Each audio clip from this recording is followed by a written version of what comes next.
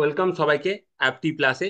তো প্রত্যেক সপ্তাহের মতো এই সপ্তাহেও আমরা উইকলি কারেন্ট অ্যাফেয়ার সিরিজ নিয়ে এসেছি।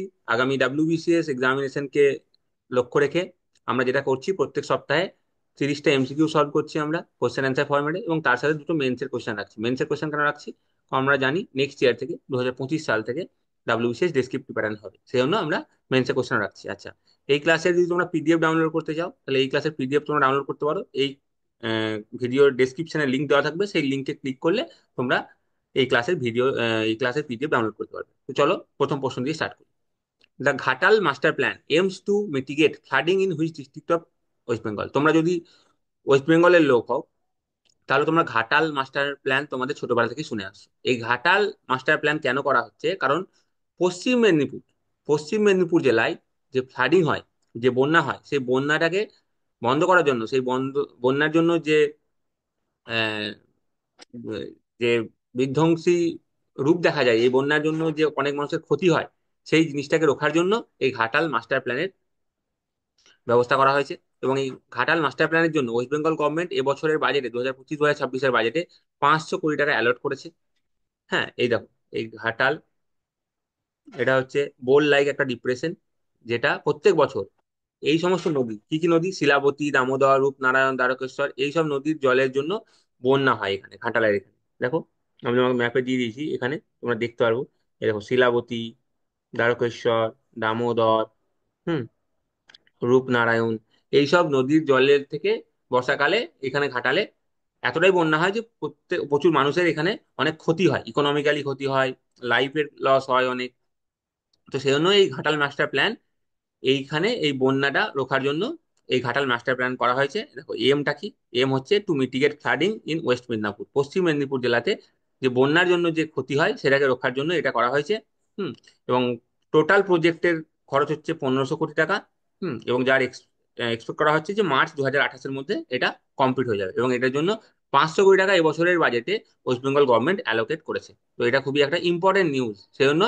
এবার দেখো, ডাইরেক্ট হয়তো সবসময় নিউজ থেকে কোশ্চেন আসে না, কারেন্ট অ্যাফেয়ার্স থেকে ইন্সপায়ার্ড হয়ে স্ট্যাটিক কোশ্চেনও আসে।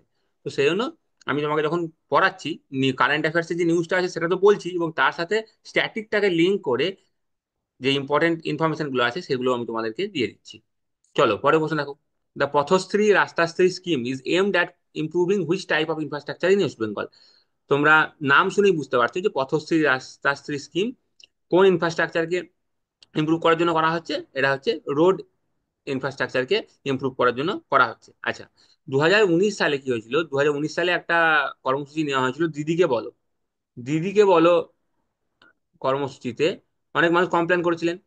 অনেক মানুষ কমপ্লেন করে বলেছিলেন যে আমাদের এরিয়া রোড খারাপ, আমাদের এরিয়ার এই রোডটা খারাপ, ওই রোডটা খারাপ। সেরকম করে একটা ডেটাবেস আছে গভর্নমেন্টের কাছে, যে মানুষের কাছ থেকে ইনপুট নিয়ে মানুষ যেখানে বলেছে যে এই রাস্তা, এখানে এখানে এখানে রাস্তা খারাপ, সেই সমস্ত রাস্তার একটা লিস্ট বানানো হয়েছে, এবং সেখানে রাস্তাগুলোকে ইমপ্রুভ করা হচ্ছে এই পথশ্রী রাস্তাশ্রী স্কিমের আন্ডারে। দেখো, 2019 সালে দিদিকে বলো যে কর্মসূচি নেওয়া হয়েছিল, সেখানে মানুষ তাদের ইনপুট দিয়েছিল যে আমাদের রাস্তা খারাপ, সেই একটা রাস্তা, কোন কোন রাস্তা খারাপ আছে সেই সবের একটা লিস্ট বানানো হয়েছিল, এবং সেগুলোকে এখন রিপেয়ার করা হচ্ছে, এবং তার জন্য 1500 কোটি টাকা এখানে এখানে অনুদান দেওয়া হয়েছে। 1500 কোটি টাকা এই স্কিমের জন্য অ্যালোকেট করা হয়েছে, এবং এখানে প্রায় প্রায় 7,000+ স্ট্রেচ রোডকে রিপেয়ার করা হবে। এর অবজেক্টিভ কি? রোড ইনফ্রাস্ট্রাকচারকে আরো মজবুত করা হচ্ছে, এটার কাজ রুরাল রুরাল এরিয়াতে। এবং এখানে কনস্ট্রাকশনও করা হবে কিছু কিছু নতুন রোড, এবং রিপেয়ার হবে কিছু রোড। কত কত রোড? 12,000 কিমি রোড 22টা ডিস্ট্রিক্ট জুড়ে এখানে কিন্তু রিপেয়ার করা হবে। ঠিক আছে, চলো পরে প্রশ্ন দেখি। Consider the following statement. আচ্ছা, এই কোশ্চেনটা আমি কেন রেখেছি? তোমরা দেখবে ডাব্লিউবিসিএস একটা ট্রেন্ড আছে, ডাব্লিউবিসিএস এর যদি তোমরা পিওয়াইকিউ দেখো, প্রিভিয়াস ইয়ার কোশ্চেন, যে কারেন্ট অ্যাফেয়ার্স এর যে কোশ্চেন গুলো আছে সেখানে যে সেই বছরের বা তার ডাব্লিউবিসিএস এক্সাম হওয়ার কিছু মাস আগে কোনো যদি ইম্পর্টেন্ট মুভি এসছে, তাহলে সেই মুভির ডিরেক্টর সম্পর্কে কোশ্চেন করা হয়েছে, সেই মুভির ডিরেক্টর সম্পর্কে কোশ্চেন করা হয়েছে।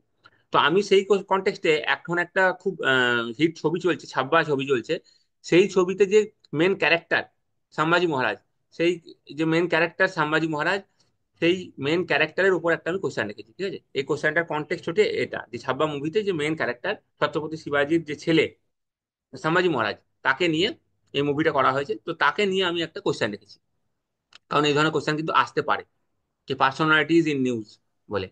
আচ্ছা, Sambhaji Maharaj was given in the title Maharaja, না ওনার মহারাজা টাইটেল ছিল না, ওনার ছত্রপতি টাইটেল ছিল। তাহলে অপশন ওয়ানটা ইনকারেক্ট হয়ে গেল। আচ্ছা, শিবাজি engaged in both conflict and diplomacy with the Mughals. এটা সত্যি যে শিবাজি প্রথমে ডিপ্লোমেসির চেষ্টা করেছিল, পরে কনফ্লিক্টে গেছিল। Sambhaji aggressively resisted Mughal expansion without seeking reconciliation. কিন্তু সম্ভাজি পুরোপুরি মুঘলদের এগেনস্টে এগ্রেসিভ ছিল, ও কোনো রিকনসিলেশনে যায়নি। এটা সত্যি। তাহলে এখানে স্টেটমেন্ট টুটা অনলি কারেক্ট। দেখো, এরকম মহারাজা টাইটেল ওনার ছিল না, ওনার ছিল হচ্ছে যেটা টাইটেল সেটা হচ্ছে সুপ্রিম সোভারেন, সেটা হচ্ছে ছত্রপতি টাইটেল ছিল। আর যেটা বললাম ওটা এখানে লেখা আছে, ওটা তোমরা দেখে নিও। চলো পরে প্রশ্ন। Which one of the following is the objective of the Unity Utsav recently organised by the Assam Rifles. আচ্ছা, এখানে কোশ্চেনেই একটা ইনফরমেশন দিয়ে দেওয়া হলো। কি ইনফরমেশন? যে আসাম রাইফেল একটা অনুষ্ঠান লঞ্চ করেছে, তার নাম হচ্ছে ইউনিটি উৎসব। ঠিক আছে, তাহলে এটা কোশ্চেনটা অনুভবে আসতে পারে যে ইউনিটি উৎসব কে অর্গানাইজ করেছিল, সেক্ষেত্রে অ্যান্সারটা হয়ে যাবে আসাম রাইফেল। আচ্ছা, এবার ইউনিটি উৎসবের উদ্দেশ্য কি? ইউনিটি উৎসবের উদ্দেশ্য হচ্ছে তোমার strengthen national identity through sports and culture.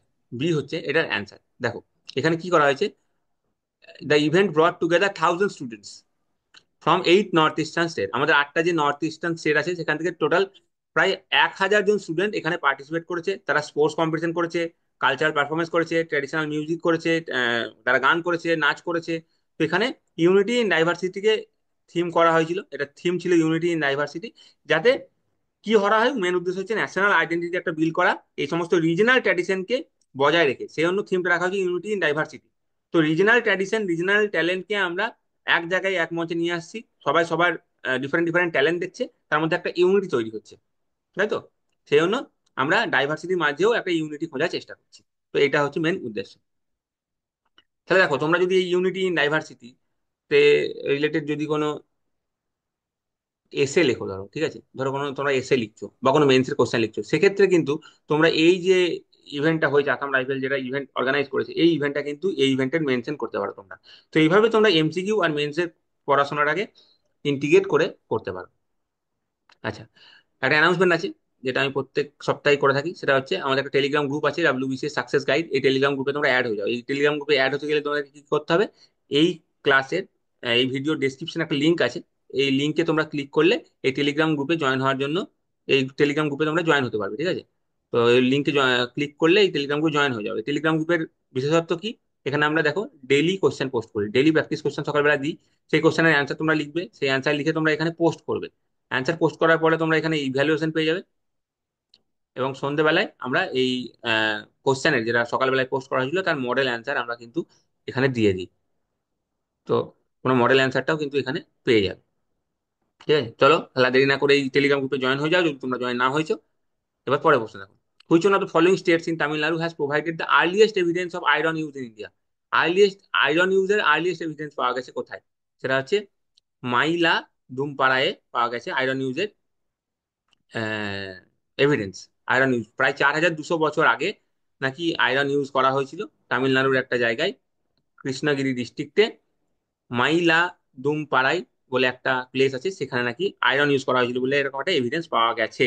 আচ্ছা, আমরা জেনারেলি জানি কি, ইন্দাস ভ্যালি সিভিলাইজেশন বা আমরা যদি চ্যালকোলিথিক পিরিয়ড বলি, হ্যাঁ, চ্যালকোলিথিক, আমরা একদিন কি জানতাম, চ্যালকোলিথিক পিরিয়ড, এখানে হচ্ছে আমরা কপার আর ব্রোঞ্জ এগুলো ইউজ করেছি, তখন কিন্তু আমরা আয়রন ইউজ জানতাম না। এটাকে সেজন্য এটাকে আমরা বলছি চ্যালকোলিথিক এজ। আর তারপরে ইন্দাস ভ্যালি সিভিলাইজেশন, চ্যালকোলিথিক এজের পরে যে বেদিক এজ এসেছিল, এই বেদিক এজে আমরা কিন্তু আয়রন ইউজ এর কথা আমরা কিন্তু জানি। এখন যেটা প্রমাণ পাওয়া যাচ্ছে সেটা হচ্ছে earliest evidence of iron use পাওয়া যাচ্ছে হচ্ছে তামিলনাড়ুর এই ডিস্ট্রিক্টে, কৃষ্ণগিরি ডিস্ট্রিক্টে মাইলাদুমপাড়াই বলে একটা প্লেস আছে সেখানে। এবং কত বছর আগে আয়রন ইউজের আমরা প্রমাণ পাচ্ছি? 4200 বছর আগে, 2172 BCE, মানে প্রায় 4200 বছর আগে আয়রন ইউজ করা হয়েছিল এই প্লেসে। এটার একটা প্রমাণ এখন রিসেন্টলি পাওয়া যাচ্ছে। তো এটা একটা ইম্পর্টেন্ট কোশ্চেন হয়ে যাচ্ছে তাহলে তোমাদের। পরের কোশ্চেন না, the Jhumoir dance is primarily associated with which one of the following communities in Assam. তাহলে একটা জিনিস গ্যারান্টি হয়ে গেল, ঝুমর ডান্স হচ্ছে আসামের সাথে রিলেটেড, বাট আসামের কোন কমিউনিটির সাথে রিলেটেড? সেটা হচ্ছে টি গার্ডেন কমিউনিটির সাথে রিলেটেড এই ঝুমর ডান্স। দেখো এই ঝুমর ডান্স হচ্ছে, এখানে লিখে দিয়েছি, টি গার্ডেন কমিউনিটির সাথে যুক্ত। হুম। এবং এটা জেনারেলি হারভেস্ট সিজন যখন হয় তখন পারফর্ম করা হয়, হারভেস্ট ফেস্টিভ্যালের সময়। এবং তাদের কালচারাল হেরিটেজ এবং ডেইলি লাইফকে এই ডান্স রিফ্লেক্ট করে, মানে এই গানের এই ডান্সের যে থিম, সেই থিমটা তাদের কালচারাল লাইফ, তাদের ডেইলি লাইফকে রিফ্লেক্ট করে। পরের প্রশ্ন দেখো, which one of the following statement best describe the term dunki route. আচ্ছা, এই কোশ্চেনটা কেন রাখা হয়েছে, কারণ ইউএসএ বা ইউরোপে এখন ইলিগাল ইমিগ্রেশন ব্যাপারটা খুব নিউজে থাকে, তাই তো?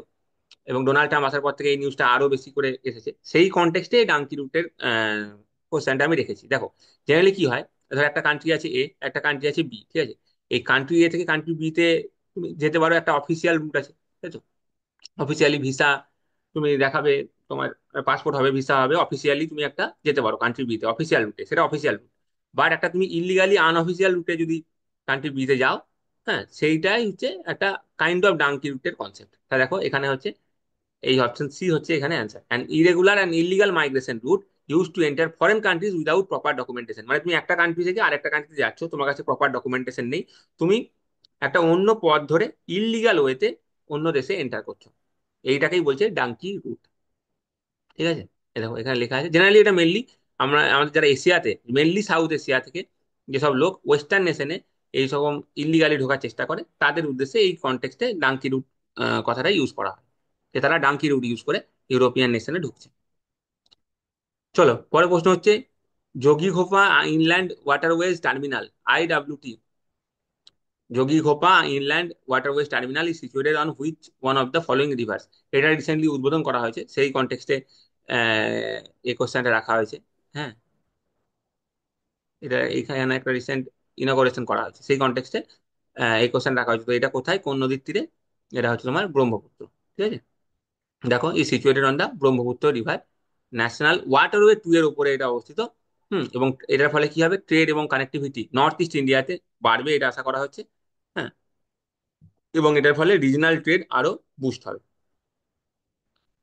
পরের প্রশ্ন দেখো, আচ্ছা, এই চিফ ইলেকশন কমিশনার কিন্তু রিসেন্টলি নিউ যে আছে, তার কারণ হচ্ছে যে পুরনো চিফ ইলেকশন কমিশনার ছিলেন রাজীব কুমার। হুম, রাজীব কুমার, উনি আর চিফ ইলেকশন কমিশনার নেই, ওনার টার্ম টেনিউর শেষ হয়ে গেছে, ওনার বদলে আরেকজন এসেছেন। আচ্ছা, আমি তোমাদেরকে কোশ্চেন করছি, তোমরা কমেন্টে লিখবে এখন নতুন চিফ ইলেকশন কমিশনার কে হয়েছেন। তোমরা যদি না বলে, আমি পরের ভিডিওতে, পরের উইকের ভিডিওতে আমি তোমাকে বলে দেবো। But new election chief election commissioner কে হয়েছেন সেটা তোমরা কমেন্টে আমাকে লিখে জানাবে। আমি পরের ভিডিওতে তোমাদের অবশ্যই অ্যান্সারটা বলে দেবো। সেই কনটেক্সটে এই কোশ্চেনটা রাখা হয়েছে, যে চিফ ইলেকশন কমিশনার রিমুভাল সম্পর্কে কোন স্টেটমেন্টটা কারেক্ট। তাহলে দেখো, এখানে তোমরা যদি বেসিক পলিটি লক্ষ্মীকান্ত পড়েছো, তাহলে তোমরা জানো can only be remove through impeachment by parliament. দেখো, জেনারেলি স্পেশাল মেজরিটি লাগে, special majority 2/3 of the member present and voting and supported by more than 50% of the total strength, মানে হচ্ছে স্পেশাল মেজরিটি। এবং ground কি রিমুভালের, যে supreme court জাজের যে ground রিমুভালের, সেটাই ground যে প্রুভেন মিসবিহেভিয়ার আর ইনক্যাপাসিটি, এই দুটো হচ্ছে রিমুভ করার জন্য গ্রাউন্ড। আর রিমুভ করার জন্য স্পেশাল মেজরিটি লাগে। তো সুপ্রিম কোর্টের জাজকে যেভাবে রিমুভ করা হয়, যে মেজরিটি রিমুভ করা হয়, যে গ্রাউন্ডে রিমুভ করা হয়, চিফ ইলেকশন কমিশনারের গ্রাউন্ড আর মেজরিটিও কিন্তু সেম, মানে সেম ওয়েতে রিমুভ করা হয়। আচ্ছা, এই চিফ ইলেকশন কমিশনার যে অ্যাক্ট পাস হয়েছিল 2023-তে, সেটা নিয়ে আমি আরেকটা এমসিকিউ রেখেছি, এবং তার সেটা নিয়ে আমি একটা মেন্সের কোশ্চেনও রেখেছি। কারণ এই চিফ ইলেকশন কমিশনার নতুন একটা অ্যাপয়েন্ট হয়েছে, এবং যেহেতু ইলেকশন কমিশন মোটামুটি মোরাললেস এখন রিসেন্ট 1-2 বছরে সবসময় নিউজে থাকছে, অপোজিশন পার্টি অ্যালিগেশন করছে, ইলেকশন কমিশনার কিছু কমিশন কিছু অ্যান্সার দিচ্ছে যে আমরা নিরপেক্ষ। তো এই নিরপেক্ষতা নিয়ে একটা প্রশ্ন চিহ্ন উঠেছে, বিরোধী পার্টিরা একটা প্রশ্ন তুলছে। আর ইলেকশন কমিশন সবসময় বলার চেষ্টা করছে যে আমরা নিরপেক্ষভাবে কাজ করছি। তো সেরকম সেই জন্য ইলেকশন কমিশন সবসময় একটা নিউজে থাকছে, সেজন্য সেই কনটেক্সটে ইলেকশন কমিশন থেকে কিন্তু আমি কোশ্চেন রেখেছি। আচ্ছা, which one of the following correctly describes the discretionary power of the governor concerning assent to bills. আচ্ছা, তামিলনাড়ুর গভর্নর যিনি আছেন এখন, RN রবি, হুম, রবি, ওনার সাথে তামিলনাড়ু গভর্নমেন্টের কিন্তু ক্ল্যাশ চলছে। তামিলনাড়ু গভর্নমেন্টের অ্যালিগেশন হচ্ছে আমরা গভর্নর সাহেবকে যে বিলগুলো পাঠাচ্ছি, গভর্নর সাহেব সেগুলো বিল সাইন করতে হয় ডিলে করছে, না হলে গভর্নর সাহেব সেই বিলগুলো প্রেসিডেন্টের জন্য রিজার্ভ করে রাখছেন। সেজন্য আমাদের কিন্তু গভর্নমেন্টে বিলগুলোকে অ্যাক্টে পরিণত করতে দেরি হচ্ছে। আচ্ছা, আমরা জানি যে কোনো বিলকে যদি অ্যাক্ট হতে হয়, তাহলে কি করতে হবে, বিলকে দুটো হাউসে পাস হতে হবে, তারপরে সেটা যদি স্টেট লেভেল হয় তাহলে গভর্নর, যদি সেন্ট্রাল লেভেল হয় তাহলে প্রেসিডেন্টের কাছে যাবে। তো গভর্নর যদি সাইন করে দেয় তাহলে সেটা অ্যাক্ট হয়ে যাবে। কিন্তু গভর্নর সাইন না করে কি করতে পারে, ভেটো পাওয়ার ইউজ করতে পারে। এবং ভেটো পাওয়ারের মধ্যে একটা হচ্ছে রেফারেন্সিয়াল ভেটো, মানে গভর্নর কিন্তু সেই বিলটা প্রেসিডেন্টের জন্য রিজার্ভ করে রাখতে পারে। ঠিক আছে? এবার কোন কোন গ্রাউন্ডে রিজার্ভ করে রাখতে পারে না করতে পারে, সেটা তোমরা পলিটিতে যে স্ট্যাটিক পোর্শন আছে সেখানে তোমরা পড়ো, সেই বিষয়ে আমি যাচ্ছি না। আচ্ছা, দেখো সি হবে answer, the governor can reserve, governor can reserve certain bills for president's consideration, governor কিন্তু রাখতে পারেন। তো কোন কনটেক্সটে, কোন কারেন্ট অ্যাফেয়ার্স এর কনটেক্সটে আমি কোশ্চেনটা রেখেছি সেটাও আমি তোমাদেরকে কিন্তু বলে দিচ্ছি প্রত্যেক কোশ্চেনের সাথে সাথে। এবং তার সাথে লিঙ্ক করে স্ট্যাটিক কোশ্চেনও পড়িয়ে দিচ্ছি। আচ্ছা, এটা আহ, কত নম্বর আর্টিকেল আন্ডারে করতে পারে? আর্টিকেল 200 আন্ডারে, ইন্ডিয়ান কনস্টিটিউশনের আর্টিকেল 200 আন্ডারে গভর্নরের কাছে ডিসকাশন আছে যে প্রেসিডেন্টের কনসিডারেশনের জন্য বিলকে রিজার্ভ করে রাখতে পারে।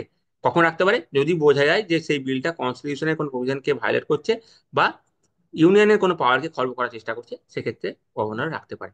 বা আরেকটা প্রভিশন আছে, হাইকোর্টের পাওয়ারকে যদি ডাইলিউট করার চেষ্টা করছে, সেক্ষেত্রে হতে পারে, বা ডিপিএসপির এগেনস্টে যাচ্ছে, এটা হতে পারে। এরকম করে একটা লিস্ট আছে, তোমরা লক্ষ্মীকান্তে পড়ে নেবে স্ট্যাটিক পোর্শন থেকে।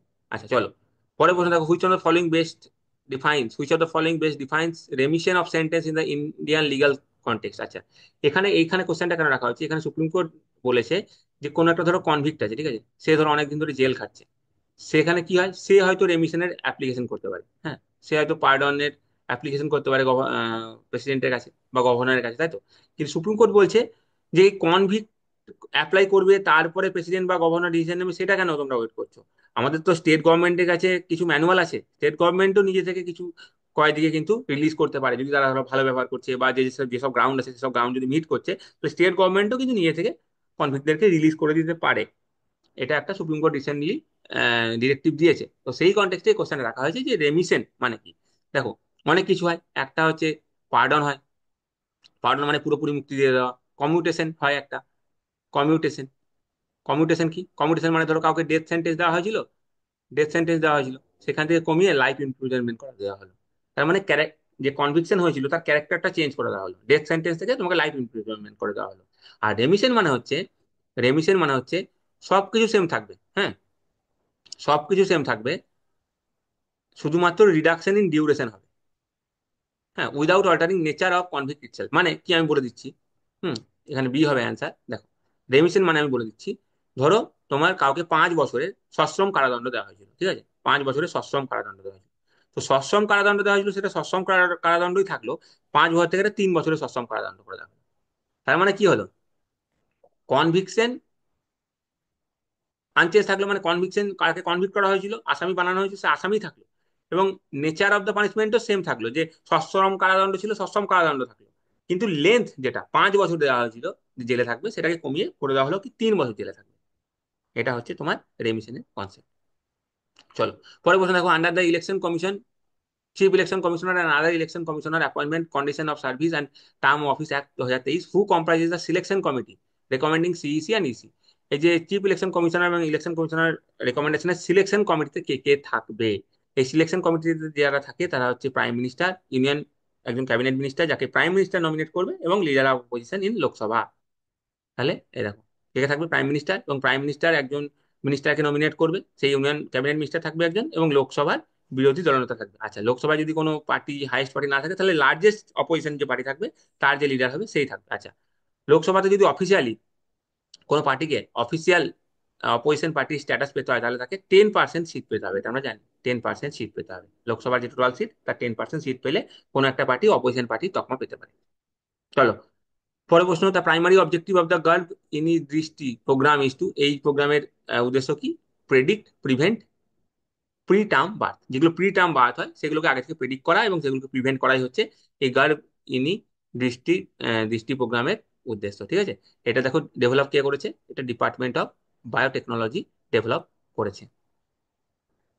এটা একটা প্রেডিক্টিভ টুল, এটাতে প্রেডিক্ট করতে পারবে, এবং প্রেডিক্ট করার ফলে প্রি টার্ম যেগুলো বার্থ হয়, সময়ের আগেই যে বার্থ গুলো হয়, সেইগুলোকে প্রিভেন্ট করা, সেগুলোকে প্রেডিক্ট করা প্রথমে, সেগুলোকে প্রিভেন্ট করা, হ্যাঁ, যাতে বাচ্চাও সুস্থ থাকে, মাও সুস্থ থাকে। আচ্ছা, পরের প্রশ্ন, the primary objective of the school of ultimate leadership is to soul. আচ্ছা, কেন রেখেছি এটা কনটেক্সট এই কোশ্চেনটা? তার কারণ এখানে ভুটানের যিনি প্রাইম মিনিস্টার ছিলেন, উনি কিন্তু এই যে স্কিমটা আছে, এই যে school of ultimate leadership program, এইটার কিন্তু ভূয়সী প্রশংসা করেছেন, আমাদের দেশের প্রধানমন্ত্রীর ভূয়সী প্রশংসা করেছেন, এবং এই এই ইনিশিয়েটিভটার ভূয়সী প্রশংসা করেছেন। সেই কনটেক্সটে এই কোশ্চেনটা রাখা হয়েছে। এটার উদ্দেশ্য কি? Cultivate ethical and effective leadership across various সেক্টরে আমাদের এথিক্যাল এবং ইফেক্টিভ লিডারশিপ গড়ে তোলাই হচ্ছে এটার উদ্দেশ্য। এই ইনস্টিটিউটটা কোথায় হতে চলেছে? এই এটা হচ্ছে ইমার্জিং ইনস্টিটিউশন, এটা একটা গান্ধীনগর, গুজরাটে হচ্ছে। হুম, এটার উদ্দেশ্য কি? ভেরিয়াস ফিল্ডে এথিক্যাল এবং ইফেক্টিভ লিডার বানানো। আচ্ছা, which one of the following African countries among the founding members of the international big cat alliance? তো এস তিনি হচ্ছে ইন্টারন্যাশনাল বিগ ক্যাট অ্যালায়েন্সের one of the founding member. আচ্ছা, ইন্টারন্যাশনাল, এই যে বলছি ইন্টারন্যাশনাল বিগ ক্যাট অ্যালায়েন্স, এটা একটা গ্লোবাল ইনিশিয়েটিভ যেটা ভারত লঞ্চ করেছিল এপ্রিল 2023-এ, এবং 7টা বিগ ক্যাট স্পিসিসকে কনজার্ভ করার জন্য। কি কি? Tiger, lion, leopard, snow leopard, চিতা, জগর এবং পুমা। ঠিক আছে, এগুলোকে কনজার্ভ করার জন্য। Which one of the following countries is not a member of the Bay of Bengal initiative for multi sectoral technical and economic cooperation? বিমস্টেকের কে মেম্বার নয়? বিমস্টেকের মেম্বার না হচ্ছে পাকিস্তান। আচ্ছা, এখন 8 ইন্ডিয়ান ওশিয়ান কনফারেন্স চলছে একটা। হ্যাঁ, তো ইন্ডিয়ান ওশিয়ান কনফারেন্স যেহেতু চলছে, ইন্ডিয়ান ওশিয়ান রিজন সবসময় নিউজে থাকে, সেই কনটেক্সটে এই কোশ্চেনটা রাখা হয়েছে। দেখো বিমস্টেকের কারা কারা মেম্বার তোমরা দেখে নাও, এখান থেকে কিন্তু কোশ্চেন আসতে পারে, এবং কোশ্চেন এসেছেও এর আগে এই ধরনের question. Bangladesh, Bhutan, India, Nepal, Sri Lanka, Myanmar এবং থাইল্যান্ড, তাহলে পাকিস্তান বিমস্টেকের মেম্বার নয়। Which advanced propulsion technology is being developed collaboratively under the Defense Partnership India to enhance DPI to enhance the capabilities of Indian Navy? Indian নেভির ক্যাপাবিলিটি বাড়ানোর জন্য ডিপিআই যেটা বানানো হয়েছে, তার জন্য যে অ্যাডভান্স প্রপালশন টেকনোলজি ইউজ করা হয়েছে, তার নাম কি? তো সেটা হচ্ছে দেখো তোমার ইন্টিগ্রেটেড ফুল ইলেকট্রিক প্রপালশন সিস্টেম, এটা করা হয়েছে। ঠিক আছে, এটা কার সাথে কোলাবোরেশন করা হচ্ছে? দেখো, under defence partnership India between India and United Kingdom, India এবং United Kingdom. Diversity, equity and inclusion framework was seen in the news recently in the context of, যে ডিইআই এটা দেখা যাচ্ছে, এটা কোন কনটেক্সটে রাখা হয়েছে? দেখো, এটা হচ্ছে ফেয়ার এবং ইনক্লুসিভ ওয়ার্ক প্লেস সের কন্ট্রাক্টে এটা রাখা হয়েছে, যে যাতে যেখানে লোকে কাজ করে ওয়ার্ক প্লেস, সেখানে যেন কোনো ডিসক্রিমিনেশন না হয়। কারণ ইউরোপিয়ান কান্ট্রিতে এরকম অনেক অ্যালিগেশন উঠছে, আমাদের এখানে ওঠে মাঝে মাঝে, সেই কন্টেক্সটে এই কোশ্চেনটা রাখা হয়েছে। ডাইভার্সিটি, ইকুইটি এবং ইনক্লুশন ফ্রেমওয়ার্ক কি এনশিওর করে? ফেয়ারনেস এবং ইনক্লুশন ওয়ার্ক প্লেসে, ওয়ার্ক প্লেসে যাতে কোনো ধরনের ডিসক্রিমিনেশন না হয়, ওয়ার্ক প্লেসে যাতে কোনো ধরনের বায়াস না থাকে, সেই ওয়ার্ক প্লেস যেন ফেয়ার হয়, সেটা যেন ইনক্লুসিভ হয়, সেটা দেখার জন্য ডাইভার্সিটি, ইকুইটি এবং ইনক্লুশন ফ্রেমওয়ার্ক আনা হয়েছে। স্ট্যাগফ্লেশন রেফার্স টু, দেখো এটা ইউরোপিয়ান নেশনে, বিশেষ করে আমেরিকায় এখন এই ভয়টা লেগেছে কি স্ট্যাগফ্লেশন চলে আসতে পারে, সেই কনটেক্সটে রাখা হয়েছে। তো স্ট্যাগফ্লেশন মানে হচ্ছে এটা একটা এমন ইকোনমিক কন্ডিশন, এটা একটা এমন ইকোনমিক কন্ডিশন যেখানে জিডিপি রেট খুব স্লো, মানে স্ট্যাগন্যান্ট ইকোনমিক গ্রোথ, তার সাথে হাই আনএমপ্লয়মেন্ট এবং তার সাথে সাথে হাই ইনফ্লেশন। দেখো স্ট্যাগফ্লেশন কথা থেকেই বুঝতে পারছো, ফ্লেশন থেকে মানে ইনফ্লেশন, ইনফ্লেশনটা প্রচুর হাই, এবং স্ট্যাগ করে গেছে মানে হচ্ছে স্ট্যাগন্যান্ট করে গেছে গ্রোথটা, তাহলে গ্রোথ স্লো, ইনফ্লেশন হাই এবং আনএমপ্লয়মেন্ট হাই। পরের প্রশ্ন দেখো, Nilgiri tiger is species of, Nilgiri tiger একটা, এটা একটা ট্র্যাপ কোশ্চেন বলতে পারো। নীলগিরি টাইগার টাইগার নয়, নীলগিরি টাইগার হচ্ছে একটা বাটারফ্লাই স্পিসিস, এটা একটা বাটারফ্লাই স্পিসিস যেটা ওয়েস্টার্ন ঘাটে এন্ডেমিক, যেটা এন্ডেমিক টু ওয়েস্টার্ন ঘাট। পরের প্রশ্ন দেখো, which one of the following best defines biochemical oxygen demand?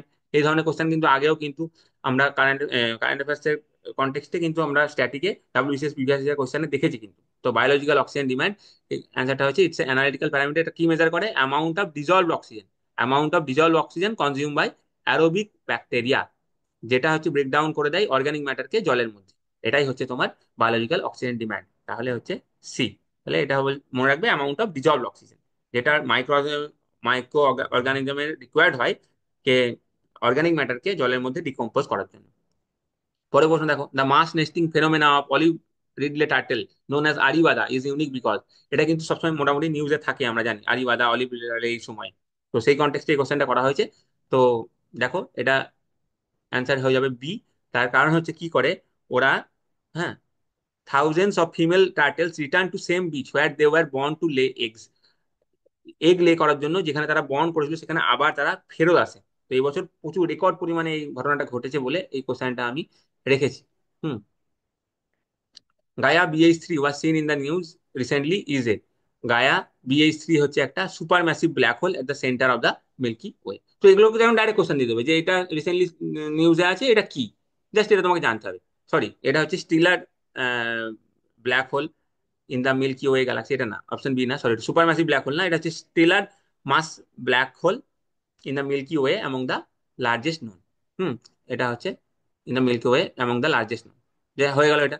আচ্ছা, অ্যালগোরিদমিক ট্রেডিং কি? এই ধরনের টার্ম থেকেও কিন্তু কোশ্চেন আসে, টার্ম থেকে কোশ্চেন চলে আসে, যেমন গ্রিন ওয়াশিং বলে একটা টার্ম চলে আসতে পারে, বলে তার মিনিং কি, সেরকম অ্যালগোরিদমিক ট্রেডিং। তো এটা তুমি বুঝতে পারছো, অ্যালগোরিদমিক ট্রেডিং নাম থেকেই তুমি প্রেডিক্ট করার চেষ্টা করতে পারো যে কম্পিউটার প্রোগ্রাম এবং অ্যালগোরিদমকে ইউজ করে, হুম, হাই স্পিড এবং ভলিউম বেস প্রি ডিফাইন্ড ক্রাইটেরিয়ার উপর ভিত্তি করে তুমি ট্রেডিং করছো। হুম, অ্যালগোরিদমিক ট্রেডিং বা অ্যালগো ট্রেডিং যেটাকে বলা হচ্ছে, বা অটোমেটেড ট্রেডিং, এটা কি হচ্ছে? কম্পিউটার প্রোগ্রাম বা অ্যালগোরিদমকে তুমি ইউজ করছো এবং সেটা ইউজ করে তুমি ট্রেড করছো, high speed high volume trade করছো। এটা হচ্ছে তোমার অ্যালগোরিদমিক ট্রেডিং, মানে অ্যালগোরিদম কম্পিউটার ইউজ করে তুমি ট্রেড করছো। পরের প্রশ্ন, primary purpose of the laser beam riding man portable air defence LBRM very short range air defence system is to. এটার কাজ কি? এটার কাজ হচ্ছে দেখো defend against low altitude aerial threats at short range. Low অল্টিটিউডে যে এরিয়াল থ্রেট গুলো আছে সেটাকে ডিফেন্ড করা হচ্ছে এটার উদ্দেশ্য। পরের প্রশ্ন দেখো, Sagittarius A seen in the news recently is a. Sagittarius A কি? স্যাগারিটাস এ হচ্ছে super massive black hole at the centre of the Milky Way galaxy. এটা কিন্তু নিউজে আছে, এটা সেই জন্য এই কোশ্চেনটা রাখা হয়েছে। এটা একটা সুপার ম্যাসিভ ব্ল্যাক হোল যেটা মিল্কি ওয়ে গ্যালাক্সির সেন্টারে অবস্থিত। পরের প্রশ্ন, counter unmanned aerial system technology aims to. CUAS technology যেটা ডেভেলপ করা হয়েছে তার উদ্দেশ্য কি? তার উদ্দেশ্য হচ্ছে intercept and neutralise unauthorised or hostile drones to prevent security threats. আমরা দেখেছি পাঞ্জাব বর্ডারে বা রাজস্থান বর্ডারে অনেক সময় পাকিস্তান থেকে কি হয়, যে ড্রোন চলে আসছে আনঅথরাইজ ড্রোন, তো সেইগুলোকে ভালো করে ডিটেক্ট করা, সেইগুলোকে নিউট্রালাইজ করে দেওয়ার উদ্দেশ্যে এইটা counter unmanned aerial system technology বানানো হয়েছে। সেখানে ইউজ হতে পারে এগুলো, সেগুলো ইউজ হতে পারে, তাই তো? Which one of the following is correct regarding quantum computing. Quantum computing সম্পর্কে কোনটা সত্যি, তো কোনটা কারেক্ট? চারটের মধ্যে এটা হচ্ছে তোমার correct. Quantum computer cubit use করে, যেটা এক্সিস্ট করে মাল্টিপল স্টেটে সাইমালটেনিয়াসলি ডিউ টু সুপারপজিশন। দেখো, বোথ 0 এবং 1 দুটোতেই এক্সিস্ট করতে পারে সুপারপজিশন অফ দ্য স্টেট, এবং যেটা যার ফলে এটা হয় এই সাইমালটেনিয়াসলি দুটো স্টেটেই সুপারপজিশন হতে পারে। সেই জন্য এই কোয়ান্টাম কম্পিউটার কি করতে পারে, কমপ্লেক্স ক্যালকুলেশন করতে পারে অনেক ফাস্টার রেটে। ক্লাসিক্যাল যে কম্পিউটার আছে তার তুলনায় অনেক ফাস্টার রেটে কমপ্লেক্স ক্যালকুলেশন করতে পারে। তার কারণ qubits can exist in a superposition of states both 0 and 1। Software defined radios were recently in the news. The primary purpose is to. এটা প্রাইমারি পারপাস কি? এটা প্রাইমারি পারপাস হচ্ছে enhance maritime security by providing advance communication capabilities. Maritime সিকিউরিটিকে আরো সুদৃঢ় করা advance communication ক্যাপাবিলিটির মাধ্যমে। মানে আগে থেকে আমরা একটা কমিউনিকেশন ক্যাপাবিলিটিকে অ্যাডভান্স করে নিচ্ছি, তার ফলে আমাদের মেরিটাইম সিকিউরিটি আমরা সিকিউর করে নিচ্ছি। তার জন্য আমরা যেটা বানিয়েছি সেটা হচ্ছে সফটওয়্যার ডিফাইন্ড রেডিওস, SDRs। পরের প্রশ্ন দেখো, Netzarim corridor. Netzarim corridor separate করে কাকে কাকে? এটা কিন্তু নিউজে আছে, এটা খুব ইম্পর্টেন্ট কোশ্চেন। হুম, এটা কিন্তু ইম্পর্টেন্ট কোশ্চেন। সেটা হচ্ছে নর্দার্ন গাজা থেকে সাউদার্ন গাজার মাঝে যেটা করিডোর আছে সেটা হচ্ছে নেট জারিম করিডোর। আমরা জানি ইসরায়েল গাজা যেহেতু ওয়ার চলছিল সেই কনটেক্সটে এই কোশ্চেনটা কিন্তু ইম্পর্টেন্ট। চলো এবার আমরা দুটো মেন্স এর কোশ্চেন করে নিই। আমরা প্রিলিমস এর কোশ্চেন MCQ করে নিলাম, এবার দুটো মেন্স এর কোশ্চেন করে নেবো। দেখো, আমরা জানি কি এই যে কুম্ভ মেলার রেসপেক্টে নিউ দিল্লি রেলওয়ে স্টেশনে স্ট্যাম্পেড হয়েছিল, সেইখান থেকে বলছে যে অ্যানালাইজ করো সোশিও ইকোনমিক চ্যালেঞ্জকে, হ্যাঁ, যেটা এই এই কনটেক্সটে উঠে এসছে এবং এটা কিভাবে আমরা প্রিভেন্ট করবো।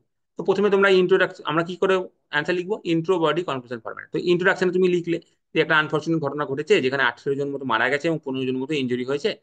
এখানে একটা ইন্ট্রোডাকশন এরকম করে একটা রিসেন্ট লিখলে, তারপরে এই থেকে কি কি সোশিও ইকোনমিক চ্যালেঞ্জ দেখা যাচ্ছে সেটা আমাদের, তার মানে ইনফ্রাস্ট্রাকচার প্রবলেম আছে, ইনফ্রাস্ট্রাকচারাল স্ট্রেন আছে, যে আমাদের যে এক্সিস্টিং ইনফ্রাস্ট্রাকচার সেটা এই হিউজ পরিমাণ যে দর্শনার্থী গেছিল সেটাকে কিন্তু ঠিক করে আমাদের, তার মানে ইনফ্রাস্ট্রাকচার ঠিক নেই। ইনফ্রাস্ট্রাকচার ঠিক থাকলে এই ঘটনা ঘটতো না। আচ্ছা, তারপরে আমরা বলতে পারি তার মানে আমাদের আরবান প্ল্যানিং এ কিছু ডেফিসিয়েন্সি আছে বলে এই ঘটনা ঘটলো।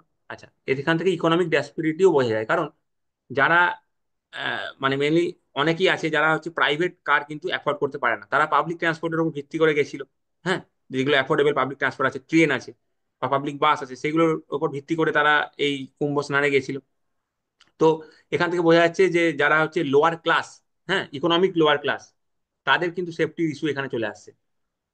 আর ক্লাসের কথা বলছি আমি, আর যারা পুয়ার, যারা প্রাইভেট কার অ্যাফোর্ড করতে পারে না, তাদের ক্ষেত্রে এই ঘটনাটা ঘটেছে। যারা পাবলিক ট্রান্সপোর্ট ইউজ করছিল সেক্ষেত্রে তাদের এখানে একটা ইকোনমিক ডিসপ্যারিটি, এখানে একটা ইনইকুয়ালিটির ব্যাপার কিন্তু চলে আসছে। আচ্ছা, এবার প্রিভেন্টিভ মেজার কি? দেখো, যেগুলো হচ্ছে তোমার ইস্যুজ এলো তাকে তুমি উল্টে দাও। যেমন ইনফ্রাস্ট্রাকচার আমার স্ট্রেন আছে, তাহলে তুমি বলো কি আমার ইনফ্রাস্ট্রাকচারকে আপগ্রেড করতে হবে, আরো স্ট্রেনথেন করতে হবে। আমার আরবান প্ল্যানিং এর ডেফিসিয়েন্সি আছে, তাহলে আমাদের মেন প্রবলেমটা কি, ক্রাউড ম্যানেজমেন্টে, তো তুমি ক্রাউড ম্যানেজমেন্টটাকে আরো অ্যাডভান্স করো, পাবলিককে অ্যাওয়্যার করো, আরো আরো পাবলিক ক্যাম্পেইন করো। এমার্জেন্সি রেসপন্সের জন্য যে ট্রেনিং দেওয়া দরকার, যে তাদেরকে ট্রেনিং দাও, যারা হচ্ছে স্টেক হোল্ডার আছে বিভিন্ন ধরনের, হ্যাঁ, স্টাফ যারা আছে তাদেরকে ট্রেনিং দাও ঠিক করে, তাহলে আমরা এটার সফলভাবে হতে পারবো। তো একটা হোলিস্টিক অ্যাপ্রোচ দরকার, এখানে সবাইকেই সবকিছুই লাগবে। আমার ইনফ্রাস্ট্রাকচার একদিকে ডেভেলপ করতে হবে, একদিকে প্ল্যানিং করতে হবে, কমিউনিটিকে এনগেজ করতে হবে, তাহলে আমরা এই ধরনের জিনিস আবার ভবিষ্যতে এড়াতে পারবো। এটা গেল একটা কোশ্চেন।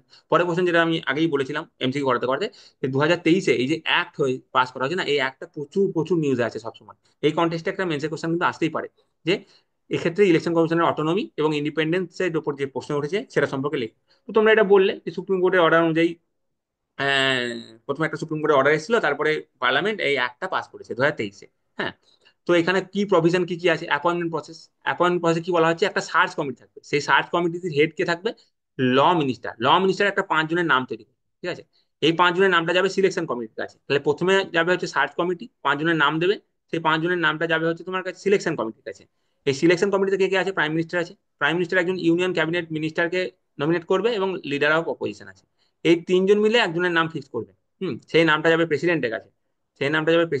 প্রেসিডেন্ট সেখানে সেই নামে সিলমোহর লাগাবে, সেই হবে চিফ ইলেকশন কমিশনার। আচ্ছা, তাদের টার্ম কি হবে? টার্ম এবং রিমুভাল 6 বছর বা 65 বছর, যেটা আর্লিয়ার সেটা হচ্ছে আমাদের টেনিওর। হ্যাঁ, এবং সিইসি চিফ ইলেকশন কমিশনারকে কিভাবে রিমুভ করা যায় আমরা আগে দেখলাম, যে সুপ্রিম কোর্ট জাজকে যেভাবে রিমুভ করা যায় চিফ ইলেকশন কমিশনারকে সেভাবে রিমুভ করা যায়। আচ্ছা, কিন্তু ইলেকশন কমিশনারকে রিমুভ করা যাবে চিফ ইলেকশন কমিশনারের রিকোয়েস্টে। দেখো, ECs can be removed on the recommendation of the CEC. হ্যাঁ, আর স্যালারি অ্যান্ড কন্ডিশন এটা হচ্ছে সুপ্রিম কোর্ট জাজের সাথে সেম। এবার কনসার্ন কি কি দেখো, dominance of the executive in appointment, তাই তো? এখানে কি আছে? পিএম আছে, প্রাইম মিনিস্টার একজন আছে, ইউনিয়ন ক্যাবিনেট মিনিস্টার আছে, তাহলে 2 জন এক্সিকিউটিভ হয়ে গেল না? তাহলে আর একজন লিডার অফ অপোজিশন। তাহলে এরা 2 জন যদি সম্মতি দিয়ে দেয়, তাহলে সেক্ষেত্রে অ্যাপয়েন্টমেন্টটা হয়ে যাবে। কারণ লিডার অফ অপোজিশন তো একজন, বিরোধী পার্টি থেকে আসবে। তাহলে কি হলো, এখানে এক্সিকিউটিভের ডমিনেন্স হয়ে গেল অ্যাপয়েন্টমেন্ট প্রসেসে। এটা একটা কনসার্নিং ব্যাপার। আচ্ছা, রিমুভাল প্রসেসে চিফ ইলেকশন কমিশনার তো ঠিক আছে, কিন্তু ইলেকশন কমিশনারের যে রিমুভাল প্রসেস সেটা কিভাবে হতে পারে? যে চিফ ইলেকশন কমিশনারের রেকমেন্ডেশন হতে পারে। তো সেক্ষেত্রে একটা বায়াসনেসটা চলে আসতে পারে। আচ্ছা, পোস্ট রিটায়ারমেন্ট অ্যাপয়েন্টমেন্ট হতে পারে, তা আছে, সেটা এখনো মানে ইস্যু তুলছে। মানে ধরো কোনো চিফ ইলেকশন কমিশনার আজকে রিটায়ার্ড হলো, তো কালকেই কোনো পোস্টে রাখে, কিন্তু সে কোনো অফিস হোল্ড করতে পারে। সেক্ষেত্রে এটাও একটা তার নিউট্রালিটির উপর প্রশ্ন তুলে দিচ্ছে। আচ্ছা, পজিটিভ অ্যাসপেক্ট কি দেখো, পুরো ব্যাপারটাকে কোডিফাই করে দেওয়া হয়েছে, পুরো অ্যাপয়েন্টমেন্ট প্রসেসটাকে কোডিফাই করে দেওয়া হয়েছে। এটা একটা ভালো জিনিস। ফিক্সড টেনিওর এবং স্যালারি প্রোটেকশন আছে, সেটাও একটা ভালো জিনিস, যে সুপ্রিম কোর্টের জাজের মতো স্যালারি আছে। সেটাকে একটা স্ট্রেনথেন করছে পুরো ব্যাপারটাকে, এই এই পদটাকে, ইলেকশন কমিশনারের পদটাকে মজবুত করছে। তাহলে ওয়ে ফরওয়ার্ড কি? ওয়ে ফরওয়ার্ড লিখে তুমি কনক্লুড করে দেবে, বলবে দেখো, আগে যেটা বলা হয়েছিল, সুপ্রিম কোর্টের জাজমেন্টে যেটা বলা হয়েছিল, যে এই সিলেকশন কমিটিতে কিন্তু চিফ জাস্টিস অফ ইন্ডিয়াকে রাখা যেতে পারে। তো সেই ক্ষেত্রে সেই ব্যাপারটা ভেবে দেখা যেতে পারে। হ্যাঁ, ইলেকশন কমিশনারকে যে মাল্টি মেম্বার কনস্টিটিউশনাল বডি বানিয়ে সবার জন্য ইকুয়াল সে করে দেওয়া যেতে পারে। শুধুমাত্র চিফ ইলেকশন কমিশনারের বেশি পাওয়ার দিলাম, ইলেকশন কমিশনার একটু কম দিলাম, সেটা না করে সবার সেম করে দিতে পারি। আর চিফ ইলেকশন কমিশনারের রেকমেন্ডেশনে ইলেকশন কমিশনারকে হটানো যেতে পারে, সেই ব্যাপারটাকে আমরা কিন্তু একটু সরিয়ে দিতে পারি, সেই প্রভিশনটাকে আমরা সরিয়ে দিতে পারি। তাহলে কি হবে, আরো ব্যাপারটা নিউট্রাল হয়ে যাবে, আরো এই ইনস্টিটিউশনটা মজবুত হয়ে যাবে। তো এইভাবে তোমরা কিভাবে ফার্দার ওয়ে ফরওয়ার্ড লিখে এটা ফার্দার কনক্লুড করে দিলে। তো তাহলে দেখো, আজকে ভিডিওতে আমরা 30টা এমসিকিউ করলাম, 2টো মেন্সের কোশ্চেন করলাম। তাহলে ভিডিও দেখার জন্য থ্যাংক ইউ।